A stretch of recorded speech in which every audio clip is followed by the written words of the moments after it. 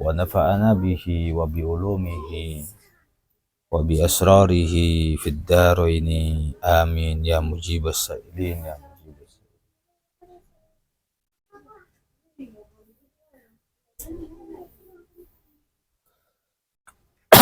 Wala yajuzu lan ora wenang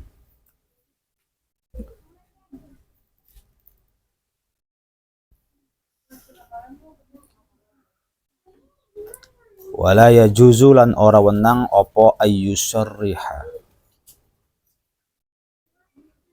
nyento mertelaake sapa wong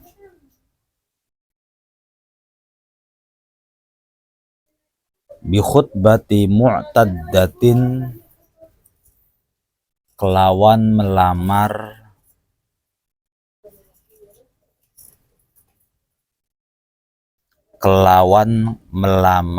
wong wadon kang ana ing dalem masa iddah.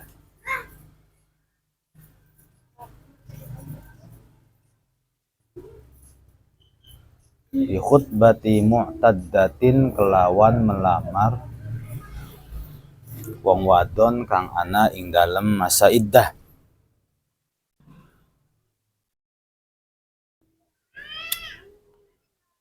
Wa yajuzu lan menang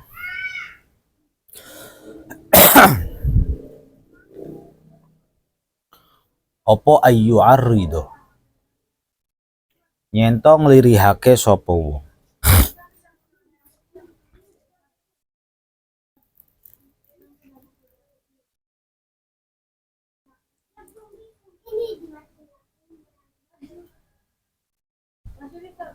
laha maring khutbatu mu'taddah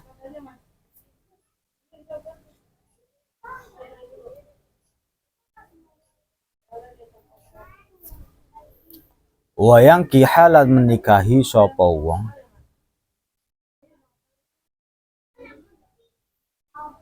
ha ing mu'taddah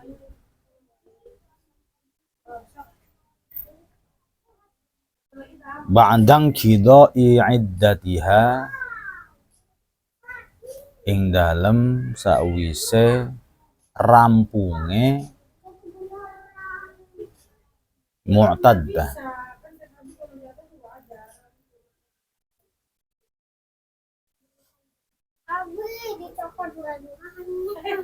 Apanya? Main satu aja dah. Mau dua-duanya dicopot? Maksudnya apa? Banyak yang itunya dicopot dua-duanya dipasang. Udah dicopot atau belum? Itu udah dicopot. Ya udah nggak apa-apa. Belajar. Nggak bisa-bisa nanti kalau kayak gini terus kayak anak bayi. Pas belajar. Dituntun kalau sendirian jangan tuntun kan. Oh ba'dang qida iddatiha ing dalem sawise rampunge iddahe mu'taddah.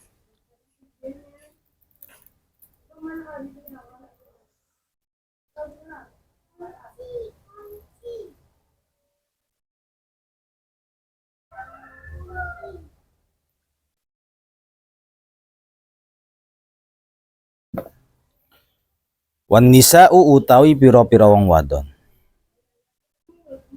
Jadi maksud daripada wala yajuzu ayyusarriha bi khutbati mu'taddin itu kalau ada perempuan yang berada dalam masa iddah, baik iddah pertama, iddah kedua, atau iddah ketiga. Ya, kalau talak pertama, talak kedua namanya talak apa? Raj'i. Kalau talak ketiga namanya talak bain. Nah, setiap talak itu pasti punya iddah. Perempuan yang berada dalam masa iddah itu kalau ada laki-laki yang naksir, kalau ada laki-laki yang suka, maka nggak boleh ditampakkan. Tidak boleh menggunakan kata-kata yang soreh. Saya mau melamar kamu. Itu haram. Paham ya? Kamu perempuannya harus paham. Ngucapin begitu tuh laki-laki kepada perempuan yang berada dalam masa iddah itu nggak boleh. Jadi bagaimana kalau ada laki-laki yang suka sama perempuan, perempuannya berada dalam masa iddah? Maka ketika melamar pakai bahasa-bahasa sindiran, bahasa-bahasa kinayah. Paham ya? Contoh bahasa kinayah. Padahal masih banyak yang antri loh mbak. Nah ini bahasa-bahasa sindiran. Atau Masya Allah mbak cantik sekali, memuji. Kalau ketika masih jadi istri orang mah, mau soreh, mau kinayah nggak boleh. Ngelamar istrinya orang ya haram, menikahi haram. Dengan bahasa yang terang-terangan atau bahasa sindiran. Mbak makin cantik deh. Nah itu laki-laki nggak boleh ngomong begitu. Dan perempuannya harus tahu diri. Saya istrinya orang. Jangan macem-macem. Blokir saja udah. Kalau ada yang coba-coba chat begitu tuh. Atau ngerayu kamu atau apa. Kalau istrinya bener ya. Kalau istrinya bener, tidak punya perwatakan selingkuh, tidak punya perwatakan nyeleweng, maka dia pasti setertarik apapun dengan laki-laki lain, dia tetap akan menggunakan undang-undang pernikahan yang baik dan benar. Ketika ada laki-laki yang merayu seseorang yang masih punya suami, maka dia pasti akan memblokir laki-laki itu. Blokir. Namanya diganti. Syukur-syukur medsosnya itu sudah enggak. Nah ini nih bagus namanya perempuan yang punya jati diri, punya prinsip untuk menjadi perempuan yang setia. Nah kalau dalam masa iddah boleh, tapi pakai bahasa apa? Bahasa sindiran. Atau ada laki-laki yang bilang begini, kapan kira-kira mbak habis iddahnya? Ini bisa jadi laki-laki ini pengen melamar, tapi tidak dengan menggunakan bahasa yang sore, yang terang-terangan. Nanti setelah masa iddahnya habis, maka laki-laki ini boleh menyatakan terang-terangan. Langsung dinikahi nggak apa-apa. Dia sama-sama ngerti aja. Ya, laki-laki paham kalau ngucapin lamar terang-terangan pada saat perempuan itu di dalam masa iddah nggak boleh. Perempuannya paham kalau laki-laki ini menunggu saya. Paham ya? Kalau sama-sama ngerti syariat enak jadi mainnya main hati juga. Justru kalau main lisan nanti jadi salah. Mbak, Masya Allah ya, nambah tua kok nambah cantik. Ini melamar namanya, tapi melamar pakai bahasa apa? Kinayah. Kenapa melamarnya nggak terang-terangan? Karena suami ini ngerti syariat. Si perempuan yang dia incar masih berada dalam masa iddah. Perempuannya pun harus ngerti ini adalah bentuk lamaran. Cuman karena si perempuan itu masih berada dalam masa iddah dan belum habis masa iddahnya, maka perempuan cukup ngerti dengan hati saja.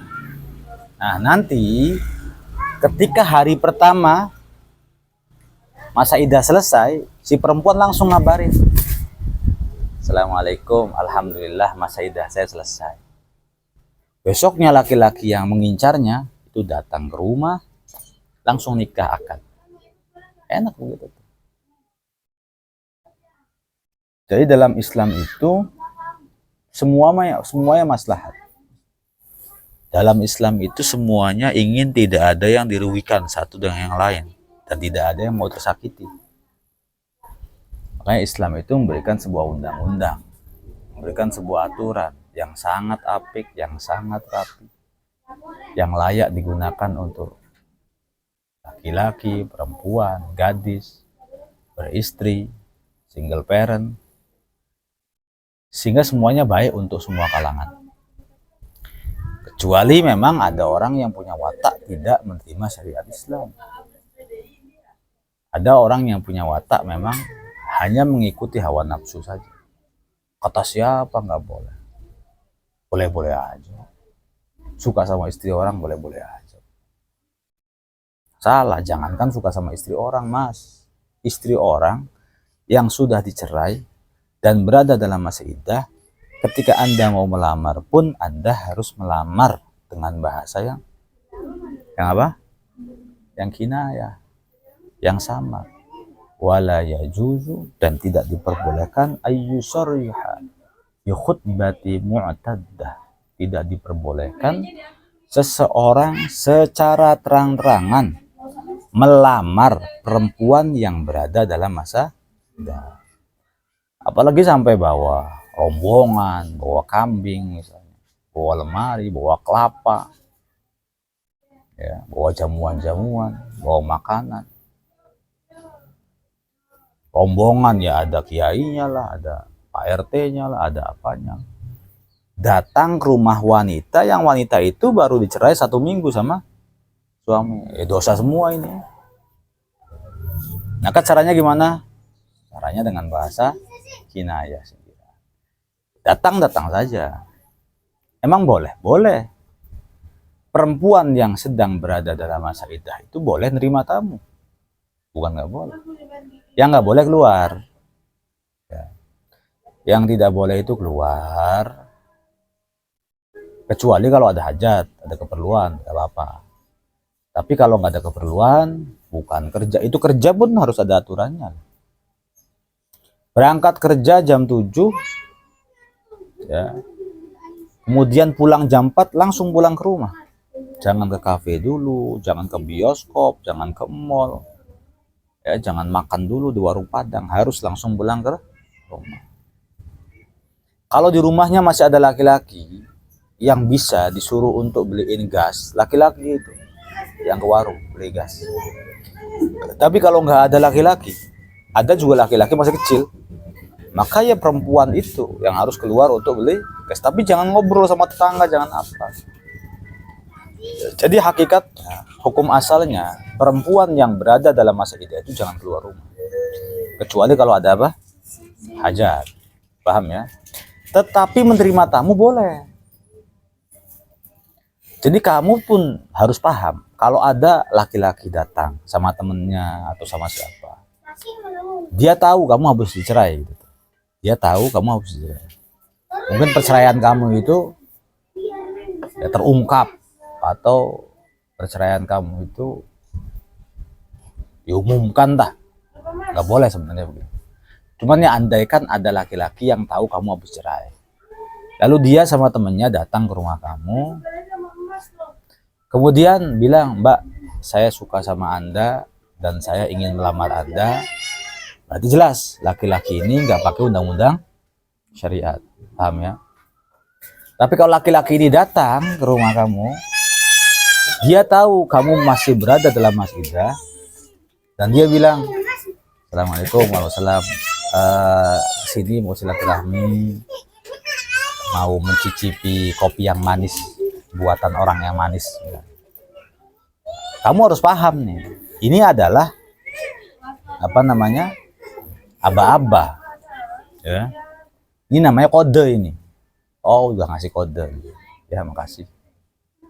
Masih halal kalau begini. Dia pulang lagi, itu berarti nunggu masa iddah kamu apa? Habis, kemudian dia datang untuk menikahi lagi. Paham ya? Wan nisa'u ala darbaini sayyibatin wa abkarin. Sudah mana nih belum? Sudah. Wan nisa'u tawi pira-pira wong wadon iku ala darbaini ing atase rong bagian. Sayyibatin rupane pira-pira rangda. Wa abkarin lan pira-pira perawan.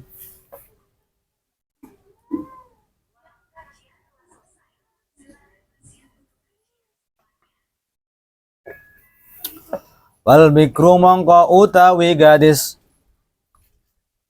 iku ya juzu wenang lil abbi kaduwe bapak wal jaddi lan kakek opo ijbaruha memaksa gadis alan nikahi ing atase nikah wasaibulan utawi janda iku la ya juzu ora wenang opo tazwijuha menikahkan janda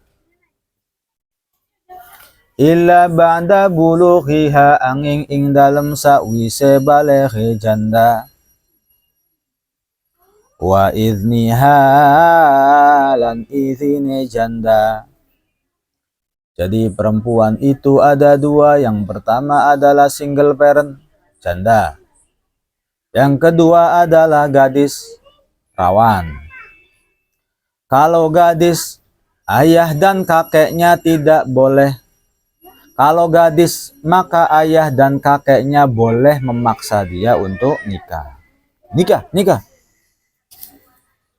Ya, kalau gadis, ayahnya atau kakeknya boleh memaksa dia untuk nikah. Bahkan bisa jadi laki-lakinya pun pilihan ayah dan pilihan kakek. Kalau ayahnya bijaksana enggak, ini hanya sekedar boleh. Ayah atau kakek diperbolehkan memaksa anak gadisnya untuk nikah dengan pilihannya dia. Tapi kalau bijaksana enggak mungkin. Paham ya? Kemudian kalau janda bagaimana? Kalau janda itu tidak boleh menikahkan janda. Beda tadi. Tadi maksa nikah, sekarang menikahkan. Anak kita janda, maka kita sebagai ayah atau kakeknya itu tidak boleh menikahkan si janda tersebut. Kecuali ya, kalau dia sudah baligh, kita boleh menikahkan dia. Bukan harus dengan izinnya. Dua, ketika baligh atau ketika, contoh, ada laki-laki yang menikahi Naura, kemudian selepas 3 hari kok dicerai Nauranya. Berarti Naura ini statusnya apa? Janda. Umurnya belum genap 9 tahun. Nah maka ayahnya atau kakeknya ini nggak boleh nikahin dia lagi. Sampai kapan? Sampai dia balik, sampai dia ngizinin. Jadi ayah dan kakeknya pun harus minta izin sama si Naura. Naura umurnya sekarang 11 tahun. Sudah head? Sudah Abi, sudah apa? Nikah ya? Gak mau? Ya sudah. Ya. Jadi nggak boleh maksa. Kalau perawan nggak apa-apa maksa. Tapi kalau janda syaratnya 2. Diperbolehkan bukan dipaksa. Jadi harus pahami dulu baik-baik. Kalau gadis boleh bagi ayahnya atau kakeknya maksa dia nikah. Boleh. Kawin kalau mau ini. Dia umurnya 7 tahun. Anaknya nih psikopat lah. Anaknya, ayahnya itu rada-rada ayahnya nih. Pokoknya kamu harus nikah. Ya, saya umur 8 tahun. Bodoh amat. Boleh. Ayah begitu. Kakeknya boleh. Paham ya? Kalau dia masih apa? Masih gadis. Belum baligh, tidak mendapatkan izin daripada yang bersangkutan, si anak tersebut, maka ayahnya tetap boleh untuk memaksa. Paham nggak? Memaksa nikah. Tetapi untuk janda ini, ayahnya hanya sekedar boleh menikahkan. Asal dengan 2 syarat. Dia sudah baligh, dia sudah masih izin. Paham ya? Kalau tiba-tiba umur 12 tahun, dia janda umur 12 tahun. Tiba-tiba ayahnya ngebawa dia atau tiba-tiba ayahnya ngebawa dia ke laki-laki, nggak boleh, ngebawanya aja nggak boleh. Ngebawanya aja nggak, karena belum ada izin. Baligh oke, sudah baligh. Tapi belum ada maka ayahnya ini nggak boleh nikahin. Meskipun dia adalah wali. Pokoknya dua harus izin, kemudian harus balik.